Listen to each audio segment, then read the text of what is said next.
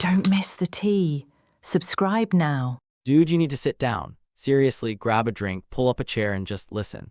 I need to get this off my chest because my head has been spinning for weeks and you're the only person who's going to give it to me straight. But first, you have to hear the whole mess, the uncensored version, because looking back on it, I think I was actually insane. Legally insane. You remember Sarah, right? Obviously you do. My college ex, the one. The girl I was convinced I was going to marry before I could even legally rent a car without a surcharge.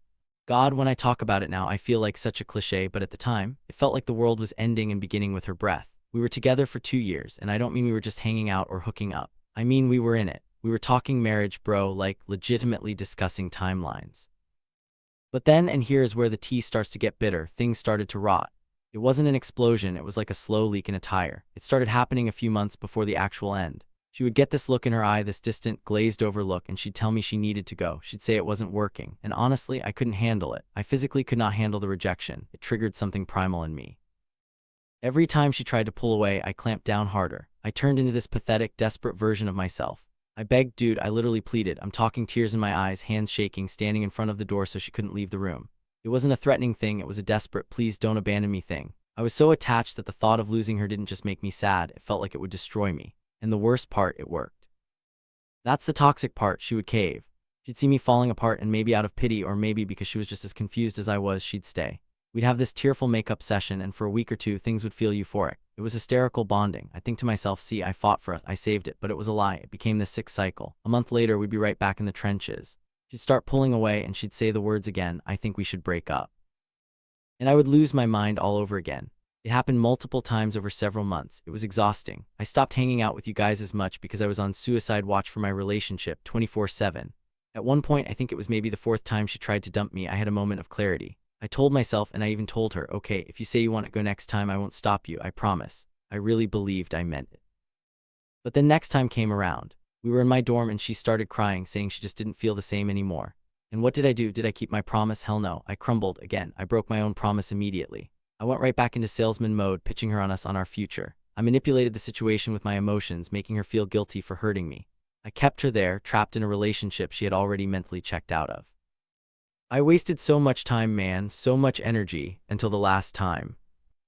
It was a Tuesday, nothing special about the day. She came over and the vibe was just dead. It wasn't frantic like the other times. She wasn't crying hysterically. She was just calm. She sat on the edge of my bed and she said it again. I can't do this anymore, I'm leaving. And something in me just snapped, or maybe the battery finally died, I don't know. I opened my mouth to do the usual routine, the begging, the pleading, the but we love each other, and no sound came out. I just looked at her.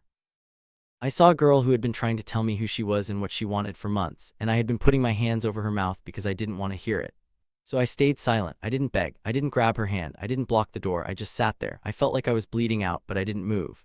She looked at me, waiting for the fight, waiting for the drama, and when it didn't come, she just stood up. She packed her backpack, looked at me one last time, sort of sad, sort of relieved, and she walked out. I just let her go, and that was it. No cinematic chase to the airport, just silence in an empty room. Now looking back on it, I feel like such an idiot. I was trying to keep someone who had already left the building. I was just holding onto a mannequin. I was scrolling through my phone the other day, deep in my feelings, and I came across this clip. It was that guy, Sadhguru. You know the mystic dude with the beard? Anyway, he said something that hit me like a freight train. It actually made me put the phone down and stare at the wall for 20 minutes. He said, for most people, love means you must do what I want. No, love means they can do what they want and we still love them. Bro, that wrecked me because that's exactly what I was doing. I thought I was being romantic. I thought I was fighting for love like in the movies, but I wasn't. I was being selfish. I was saying, you must do what I want. You must stay with me because I need you regardless of what you want. I wasn't loving her, I was possessing her. If I really loved her, shouldn't I have wanted her to be happy, even if that meant being away from me? But then I start spiraling the other way. I start wondering, is it always wrong? Is that quote just philosophical mumbo-jumbo that doesn't apply to the real world? I mean, is it always wrong to fight for someone who wants to leave? Relationships are hard, right? People get confused. Should you give 110% to the relationship, but never try to stop them once they've decided?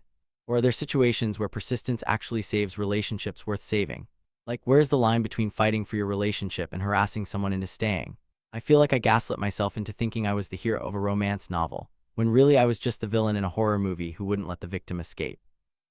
But then part of me thinks if I hadn't fought, I would have always wondered what if. I don't know, man. I'm just sitting here single, exhausted, and wondering if I should have just opened that door the first time she asked. It feels like I dragged out a funeral for 6 months. What do you think? Did I screw this up by holding on, or was I right to try until I literally couldn't anymore?